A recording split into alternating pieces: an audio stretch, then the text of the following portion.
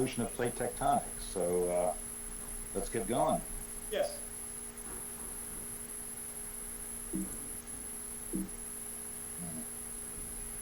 Okay. So I wonder if I skipped over slide. No, that's it.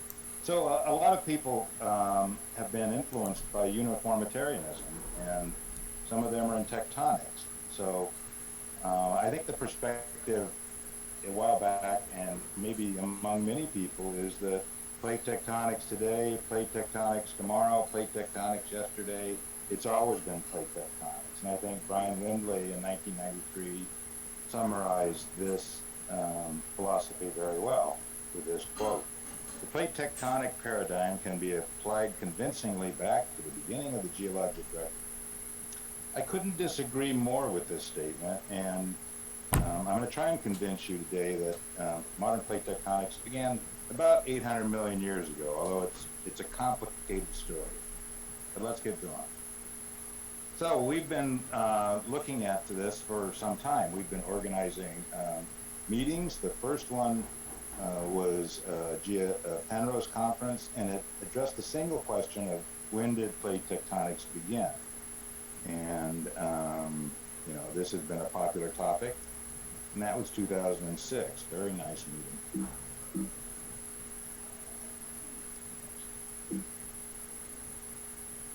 So people started chiming in, and we quickly found out that we don't agree. So here is June Korenaga's summary of what different people have thought recently, and you can see the geologic time scale, and you can see that there's 10 different age estimates, and they're all over the place. The youngest are Warren Hamilton and me, and then most 70% of the people that Korenaga spoke of were placed at some time in the Archean, but that's a lot of geologic time. And then some people would go along with Windley and say, yeah, back at 4.2. So there's no agreement. And we had another meeting. So this one was at the ETH Conference Center in Ascona back in 2016. And this was a slightly different framing of the question. The Ascona, oops. The Ascona Conference asked a series of questions about, not only when did plate tectonics start, but what was Earth's tectonic regime before plate tectonics, and then how did that transition happen? So it was a more nuanced framing of the question. And then in 2018, there was a meeting in London at the Royal Society, Earth Dynamics and the Development of Plate Tectonics. So this general problem is of great interest to the scientific community, and the way we're asking questions about it is changing pretty significantly over time. So a very recent summary of where the community thinks about this is captured here. This is from a paper by Palin et al. That's in Press and Earth Science Reviews, and you can see there's geologic time scale shown very nicely. The age estimates for the start of plate tectonics are shown in black. And of course, there I am.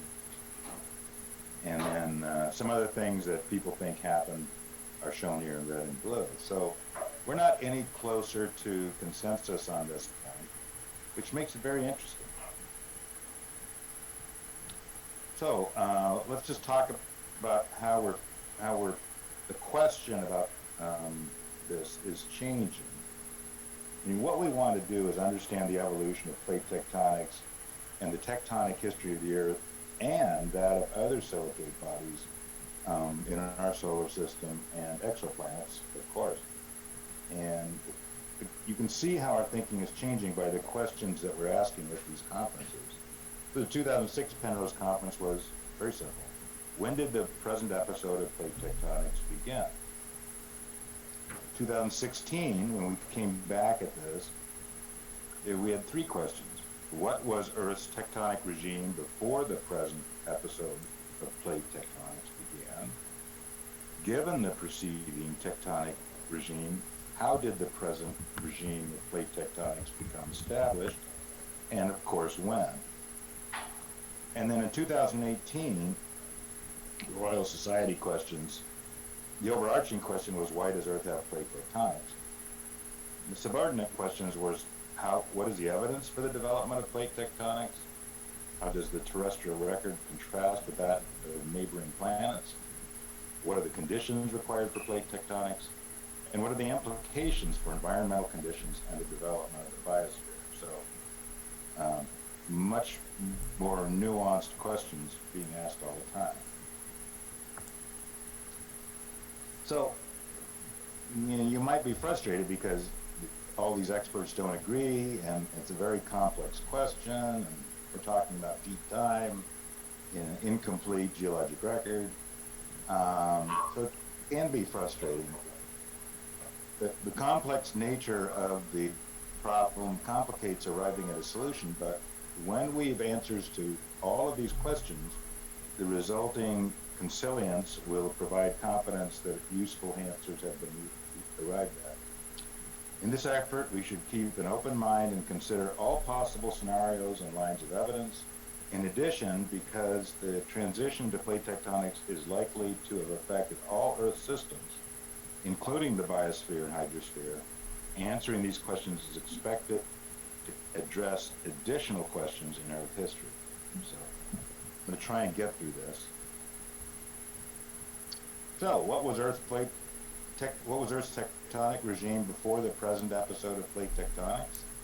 So we need to look at other silicate bodies for insights. So here is a density versus diameter plot for 30 large planetoids. So to me, a planetoid is a planet plus large bodies that go around it. So a couple years ago, we finished the first inventory of all of the large bodies in the solar system. And so here we're looking at those 30 large planetoids. Neptune, Jupiter, Uranus, Saturn are off the scale here in terms of diameter. These aren't really of geologic interest anyway. But we can plot density versus diameter, and we see Earth is the densest and the largest, although very similar to Venus. And then a lot of these things are low density, low size. These are the icy, gassy bodies. They don't really tell us too much for plate tectonics, because we're interested in silicate bodies, which are these. And some of these are active and some of these are not. So Earth, Venus, Mars are active. Io is active. Europa is active, but I'll show you can't really get much information out of it. Earth's moon, Vesta, and Mercury are all dead, and all they're doing is taking hits from meteorites. So what we see among the active silicate bodies is that this style of tectonics called single lid tectonics is more likely than plate tectonics. There's only one body that has plate tectonics. And interestingly, this body is uniquely large and uniquely wet among the active silicate bodies in the solar system. Let's take a closer look at those bodies. So we got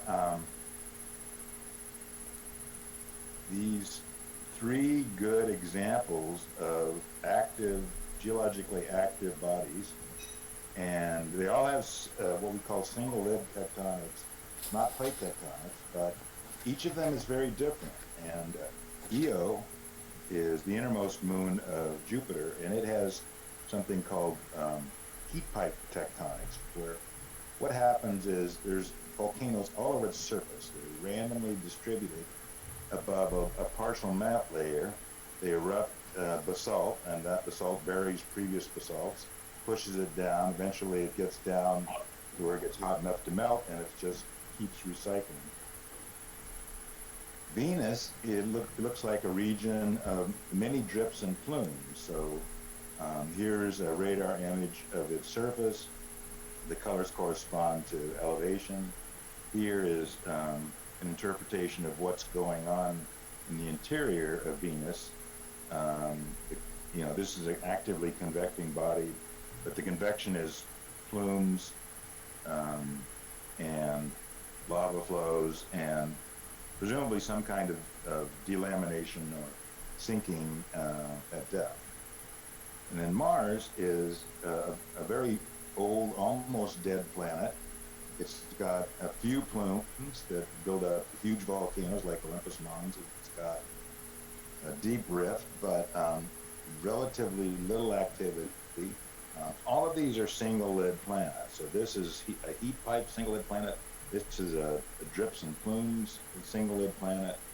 This is a few good plumes and rifts, sluggish single lid planet. The point is that the range of tectonic activity that can happen under this thing you can call single lid is tremendous, and we're just starting to understand that. Now, Europa's is also got the density of a silicate planet, but it's covered in ice, so we really can't see what its silicate interior is doing. We'll have to leave that for future science. So, what was Earth's tectonic regime before the present episode of plate tectonics?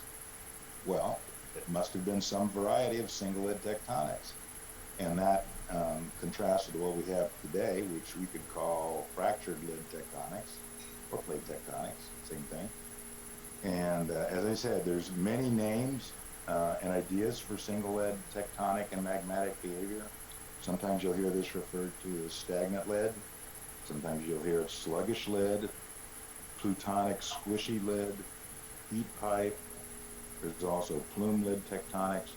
We're just starting to understand this tectonic style, and so there's a proliferation of terms.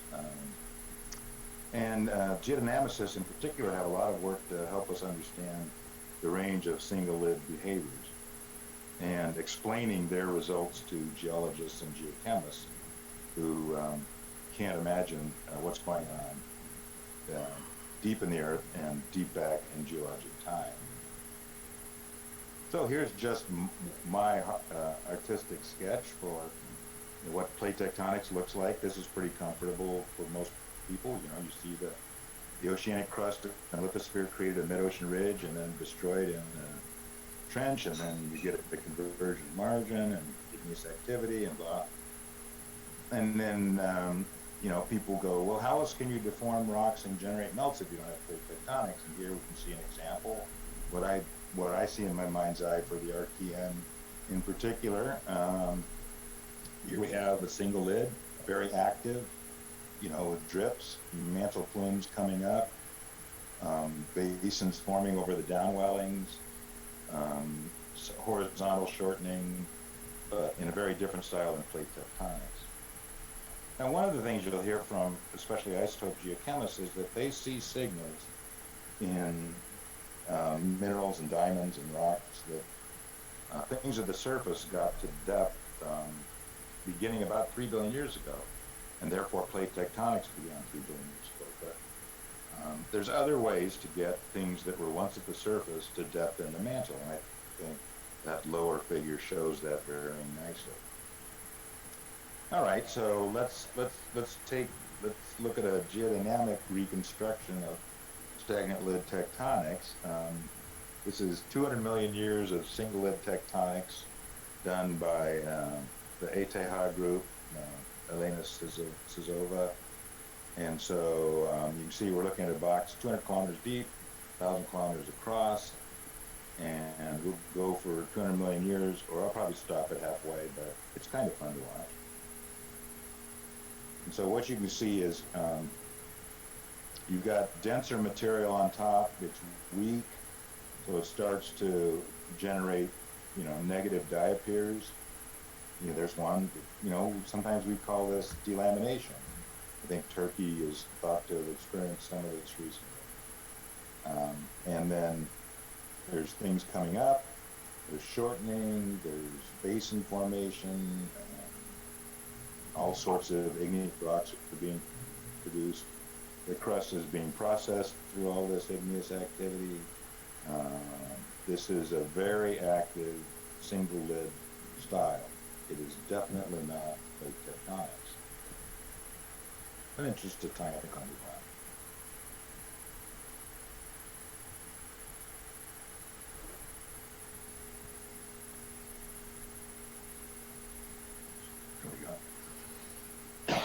excuse me. So Palin and others have modified this, and they see sort of an evolution of single-lid tectonics from beginning of a silicate body like Earth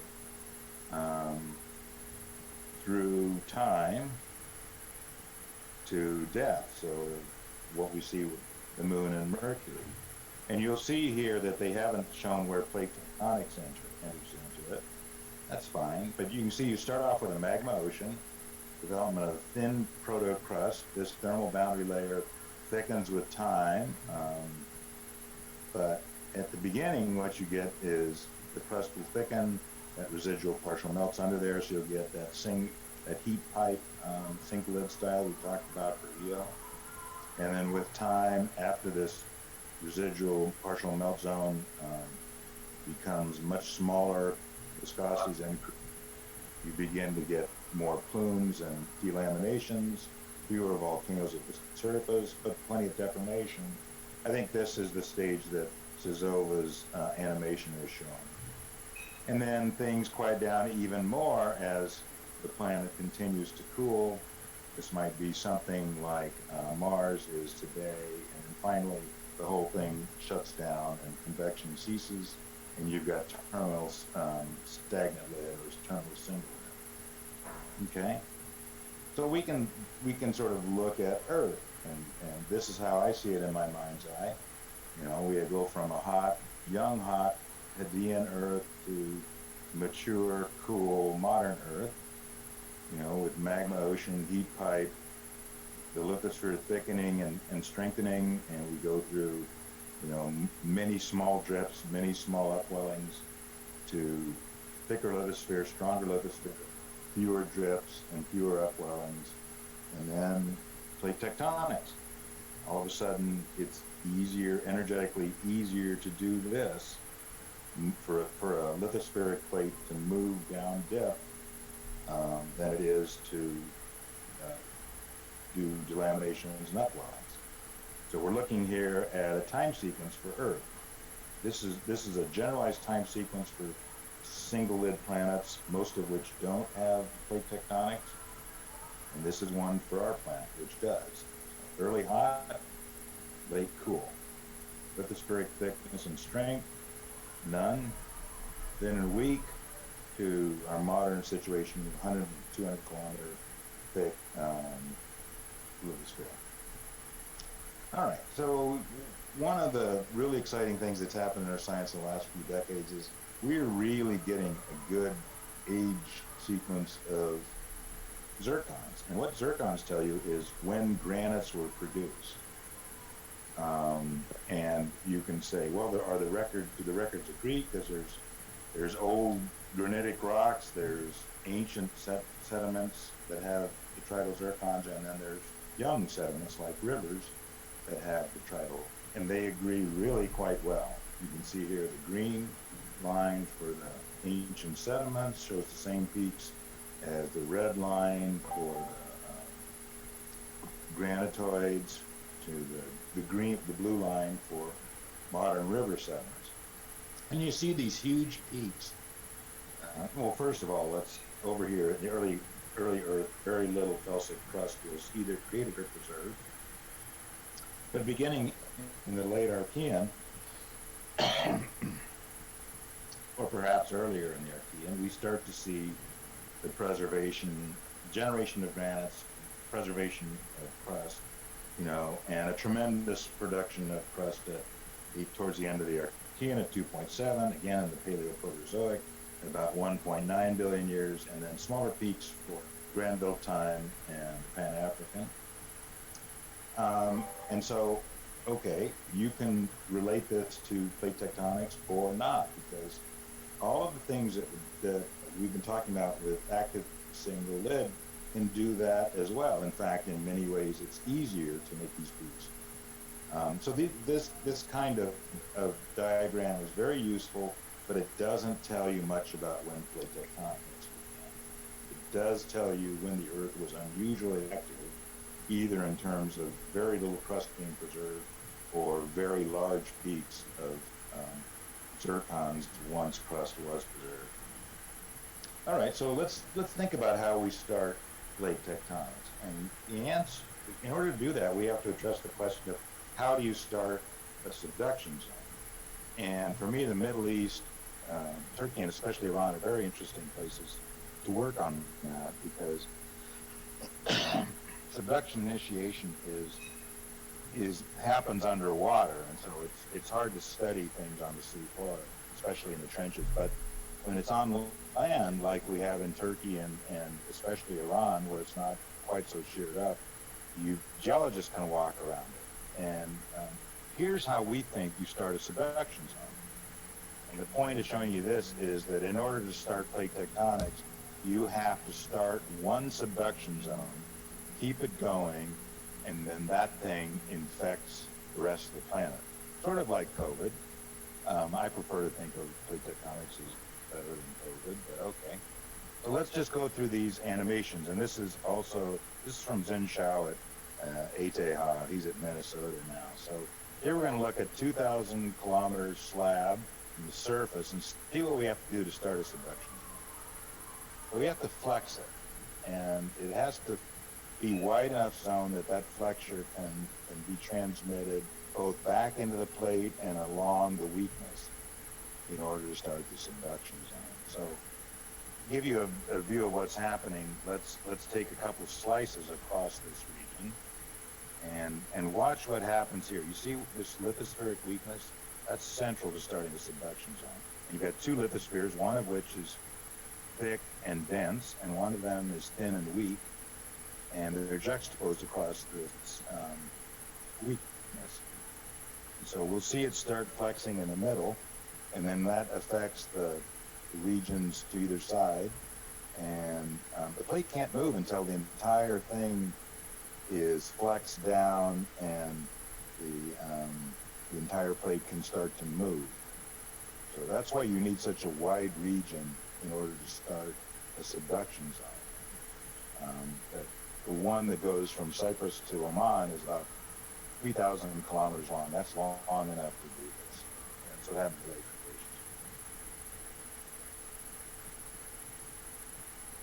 All right, so one way to frame this question of when did plate tectonics begin is when did the force balance needed to sustain plate tectonics first exist? So we have to think about three things.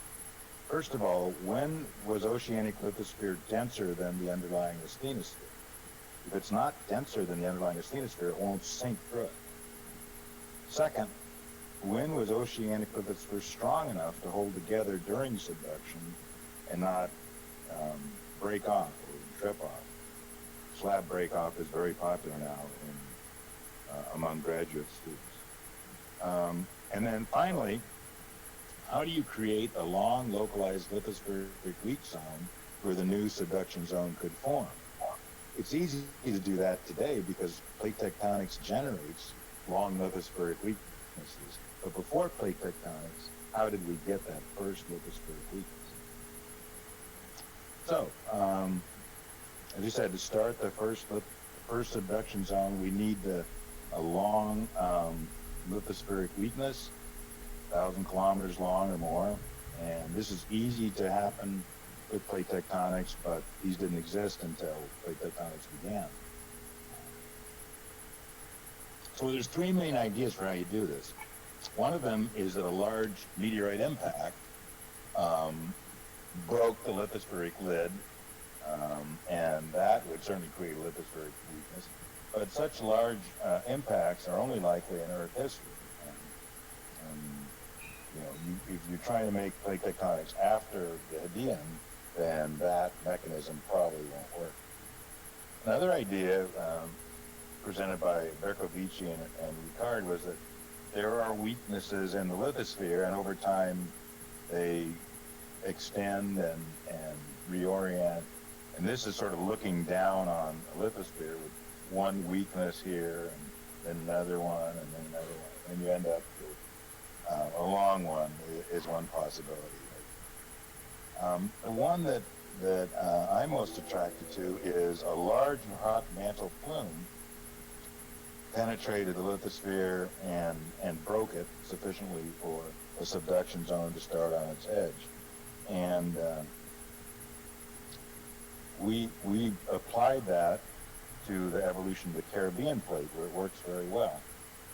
The idea is that the Galapagos mantle plume head impacted the lithosphere about 95 million years ago, 90 million years ago, and it was large enough to rupture the lithosphere as we see here, and then subduction began on its western flank.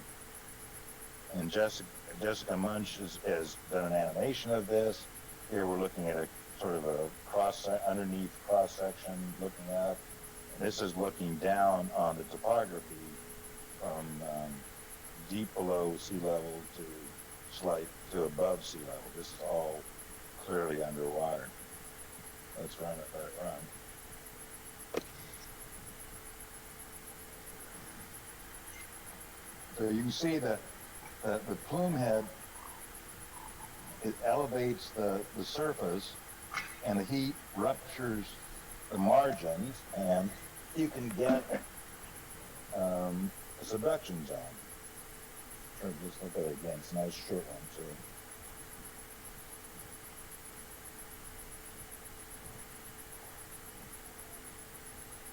There's the subduction zone starting. So there's your possibly your first subduction zone. Here's another view.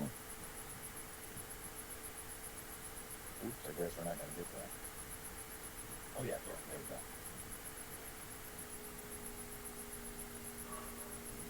So Earth has had many large igneous provinces, which are starting heads of plumes. Very few of these have turned into subduction zones.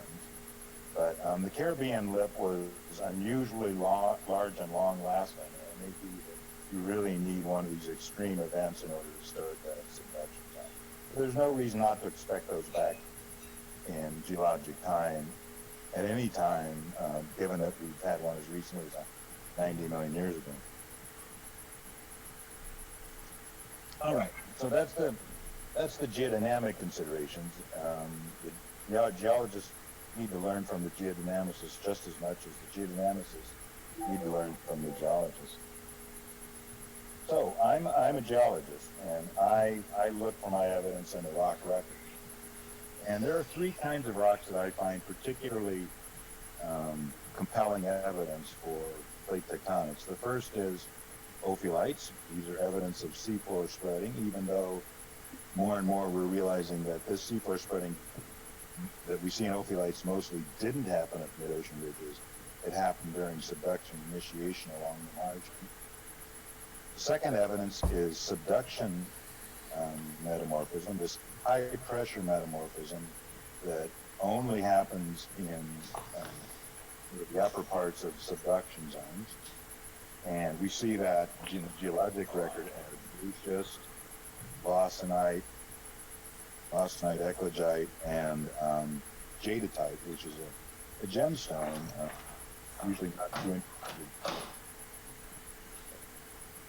And then the final one is collision ultra-high pressure metamorphism, which is preserved in ultra-high pressure metamorphic rocks and the minerals ruby and to a lesser extent sapphire. So to me, these three things can only be created by plate tectonics, and when we see them in the geologic record, we have pretty uncontestable evidence that plate tectonics happened. So let's look at the record of seafloor spreading and subduction initiation indicator, the ophiolites, and let's look at the record of ophiolites through time. Somebody's got their microphone on. Oz, could you ask them to mute it or get it muted? But if we go back and look at this, we can see that there's, as you know, in Turkey, there's plenty of ophiolites in Cretaceous, and that goes back into the Paleozoic and into the Neoproterozoic, just to the south in the Arabian-Nubian Shield. You've got all the ophiolites you could ever want to work on. And then you got a couple back here in the Paleoproterozoic. That's interesting, but there's none in the Mesoproterozoic, and there is not a lot of them in the Paleoproterozoic either. Okay. Now, blue schists, these are restricted to the Phanerozoic, and they begin to appear in the Neoproterozoic, and they don't occur before them at all. Bossnite-bearing metamorphic rocks, common in the Phanerozoic, a little bit in the late Neoproterozoic, nothing before them. Jadotite, which is the gemstone that forms in subduction zones, very common in the Phanerozoic. You don't see them any time before that. And those are the subduction indicators. They give independent evidence that plate tectonics, subduction plate tectonics happened late. You look at the collision indicators, you'll try pressure metamorphic rocks. There's very few of these documented because it doesn't jump out at you in the field. You got to do a lot of detailed petrography, petrology. These are all Phanerozoic. The oldest one was Neoproterozoic. Rubies and sapphires, which are, I call them the collision gemstones. Those are common in the Phanerozoic and late Neoproterozoic, mostly from East Africa.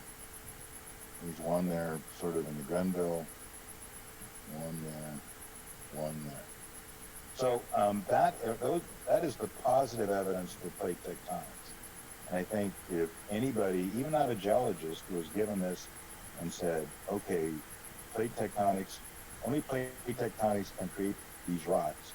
When did plate tectonics start? They would say, well, geez, it's kind of obvious. Somewhere there in the Neoproterozoic. Although there's something interesting happening in the Paleoproterozoic in terms of, ophiolites and rubies. But, gee, it's kind of obvious, isn't it? All right, so there's other people who are better with metamorphic rocks than me, that is for sure. And one of them is the group at Maryland, led by Michael Brown and his students. And what he did is the hard work of compiling every metamorphic terrain where there was a good age and a good estimate of peak metamorphism, so he could calculate simply a peak metamorphic temperature pressure gradient in degrees centigrade per gigapascal. And so on this basis, he subdivided the geologic record of metamorphism dating back to over 3.5 billion years ago into granulite and ultra-high temperature metamorphism, high pressure granulite metamorphism, and blue schist and eclogite. And so you see red, green, blue. And you see there's been plenty of high temperature pressure, high thermal gradient metamorphism all through Earth history. Earth is a hot place once you get inside of it a little bit. And then there's been plenty of this metamorphism with a lower thermal gradient all through time.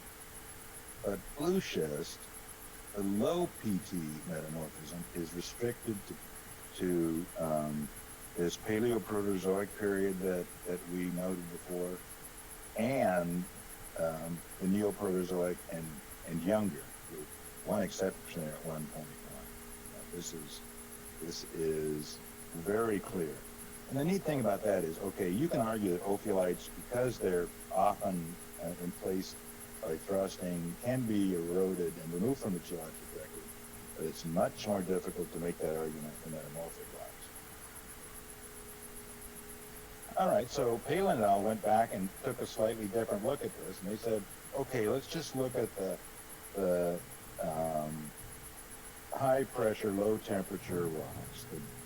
These high pressure rocks with low temperatures. And what you can see here is they're sort of using the peak pressure as by the size of this blue dot. And again, they see the same thing, which is, yeah, there's a bunch of stuff back here at 1.9, 2.0, and then those two little outliers there in the late Mesoproterozoic, and then all of this cluster of metamorphism that happens beginning in the late Neoproterozoic and extending to today. Those are people that actually are have a different opinion about when plate tech started than I do, but they see the same thing in the metamorphic record in more detail and more granularity than I do. But same thing basically. There's no conflict about the evidence. All right, so this is the way I see the Earth. This is back to 4.5, and I think here at stage 1 we're probably magma ocean time, and then this is the late heavy bombardment when things are still coming in and causing disrupting Earth's surface by meteorites. And so I would say that the first 2 billion years of Earth history was some kind of single lid, and some kind of vigorous single lid. That at the beginning it was a very active single lid, maybe elements of heat pipe, and later in the Archean, the lithosphere stabilized, but it was still very active, but probably not heat pipe. And then at about 2 billion years, maybe 1.8, we go into something that's called PPT, which I would call that proto-plate tectonics. I can't say it was different than modern plate tectonics, except it didn't last very long. And then we go into this time period, into a new single lid episode that has been called the boring billion by people. Basically Mesoproterozoic time and a little bit of time on either side of it. And then at about 800 million years, 700 million years somewhere, true subduction, what we have today, begins. So this is where I see Earth's tectonic history today, from the positive evidence. So let's see what time we got. I don't want to keep going. I can't really see the time on my computer. So how are we doing, Oz? You're doing well. We started about 38 minutes ago, I think. It's about 5 or 10 minutes. Okay, so let me run through you. So if plate tectonics began in Neoproterozoic time, what was Earth's tectonic regime in the Mesoproterozoic? If Mesoproterozoic igneous tectonic activity was not caused by plate tectonics, it must look different in many different ways, does it? And the answer is yes. So here just to remind you of Proterozoic time, Mesoproterozoic is between 1 billion and 1.6. The boring billion was called between 0.8 and 1.8, about the same time. Okay, there are many ways that the Mesoproterozoic was different than the Neoproterozoic in younger times. There was less juvenile crust, there was less orogenic activity, there was less zircon production. There were unusually enriched igneous rocks. There was an unusual abundance of unusual A-type granites. C-type anorthosites are restricted in time to this period. There was very little calc-alkaline igneous activity. These are igneous rocks that form in arcs above subduction zones. Very few greenstone belts, very little gold mineralization. Mesoproterozoic thermal regimes were high, but few metamorphic belts formed. And this time period lacks positive evidence for plate tectonics. No ophiolites, no metamorphic rocks or minerals indicative of subduction and continental collision, with the exception of those 2 outliers that I talked about already. So I'm going to jump through this part. I want to get to something at the end that I think is more important than this.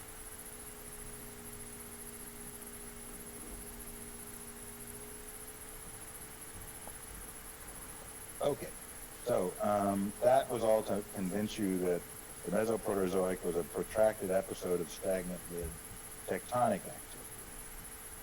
So the last thing I want to talk about very briefly is, does the hypothesis that there was a Neoproterozoic transition from the Mesoproterozoic single lid to plate tectonics explain any other outstanding Earth history mysteries? And the answer is yes, and I want to talk about 3 of them. One of them is the Neoproterozoic climate crisis. The second one is Kimberlites, and the third one is in many ways the most interesting, but is in also the most difficult to address, is the acceleration of biological evolution in neoprotozoan time. So, if you think about what would happen if you took a single lid body and changed it to plate tectonics, this would have disturbed all Earth systems. You can't do this without disrupting everything going on at the surface. And we see evidence of this in this neoprotozoic climate crisis, which is sometimes called Snowball Earth. And then we'll talk about these other things, the Kimberlites and the biological evolution later. So here is geologic time back to 3 billion years ago from an isotope geochemist point of view.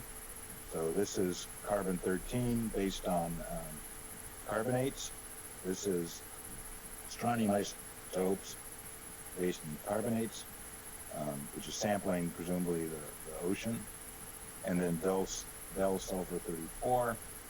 Let's talk about carbon first. So two major global glaciations in Earth history. One, the Uronian, not going to talk about. It's not obviously related to tectonics. It seems to be related to the drawdown of CO2 by photosynthetic bacteria, algae. It's this one that's of interest.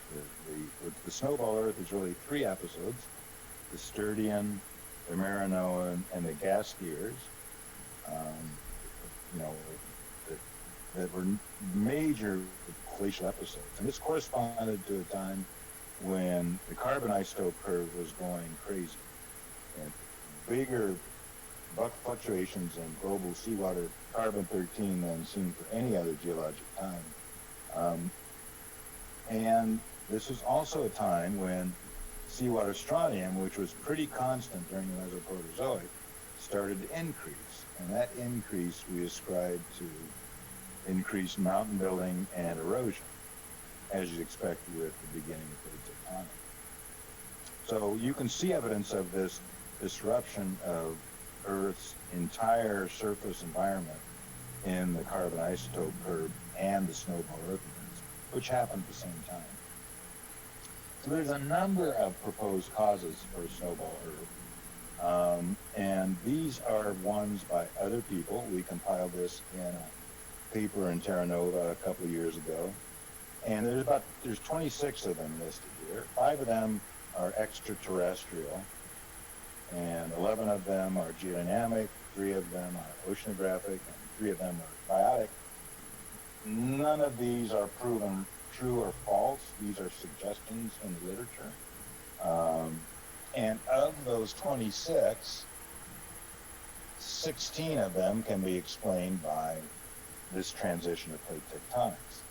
So one of the most interesting one is true polar wander, that because of the redistribution of mass as a result of starting subduction zones and seafloor spreading, that you had true polar wander, and that would have moved polar regions closer to the equator and vice versa. So there's a lot to be explored in this area. Feel free to pick up that paper and read it if you want to learn more. All right, let's go to Kimberlites. So Kimberlites are interesting for a number of reasons. Number one is they contain diamonds, some of them. And so the people that study them are not too interested in plate tectonics. They're interested in where the Kimberlites are, so they can check them out for diamonds. They're also interesting because the diamonds they bring to the surface are very old. They tend to have formed in the Archean, maybe very early in Earth history. But the Kimberlites themselves are very young. And so this often confuses people. People think Kimberlites and diamonds are the same thing. No, Kimberlites are young things that bring diamonds, old things, to the surface. Now, what's interesting about the record of Kimberlites, shown here in 2 ways. One is the ones where we have ages, radiometric ages, and the other is simply from geologic relationships, is that kimberlites are young features. So they really start to pick up in abundance in the Neoproterozoic, and they're much more common today than they were in the past. So how a kimberlite forms is fluid pressure builds up at the base of the lithosphere to the point that it breaks through and ruptures to the surface. This is basically a blast at the explosion. It's this incredible increase in pressure due to hydrous carbonate-rich fluids. And the way to explain that is that the reason kimberlites are so young is because that's when that fluid started being added to the base of the lithosphere. What's capable of providing large amounts of fluids to the base of the lithosphere? Subduction. And the time distribution of kimberlites is very easy to explain by a late beginning of plate tectonics. All right, let's go to the last point, and that is evolution, biological evolution.